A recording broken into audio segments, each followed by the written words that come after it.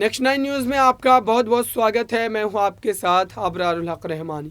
अखिलेश यादव और मायावती के बीच क्या गठबंधन की स्थिति बन रही है, ये एक बड़ा सवाल है। और ये सवाल इसलिए भी है दर्शकों, क्योंकि इस तरीके का खेल आपने देखा था विधानसभा चुनाव में, जब मायावती और अखिलेश यादव एक साथ आए थे। लेकिन उसके नतीजे क्या हुए थे ये भी आपकी नज़रों के सामने थे। और नतीजों के बाद जिस तरीके की स्थिति बनी थी और मायावती ने अखिलेश यादव पर जो राजनीतिक हमला बोला था, वो कहीं ना कहीं एक तरीके से समझ से बाहर था। और अभी की अगर बात करूं मैं हालिया दिनों की, तो गोला गोकरनाथ सीट पर जैसे ही समाजवादी पार्टी की एक करारी शिकस्त होती, उसके तुरंत बाद मायावती का ट्वीट आता। और मायावती उस ट्वीट में जो बात कहती हैं, उस बात का यहाँ पर मैं जिक्र कर दूं। दरअसल उनके द्वारा कहा जाता है कि अखिलेश यादव, समाजवादी पार्टी दोनों मिलकर के हमेशा यहाँ पर मायावती बीएसपी को क्रिटिसाइज करते नजर आते थे।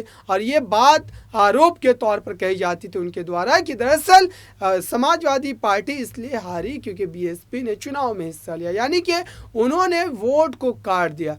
लेकिन मायावती के द्वारा सवाल ये पूछा जा रहा था उस ट्वीट के माध्यम से कि अब तो वो गोला गोकरनाथ सीट पर चुनाव ही नहीं लड़ी, तो ऐसे में उनको हार का सामना कैसे करना पड़ा। तो ये एक बड़ा सवाल है। और ऐसी स्थिति में जो कयासराही लगातार की जा रही है, ये भी कहा जा रहा है सूत्रों के हवाले से कि इस तरीके का जो आप कह सकते हैं कि तस्वीर, सियासी समीकरण आपको आने वाले दिनों में देखने को मिल सकता है बीजेपी के खिलाफ।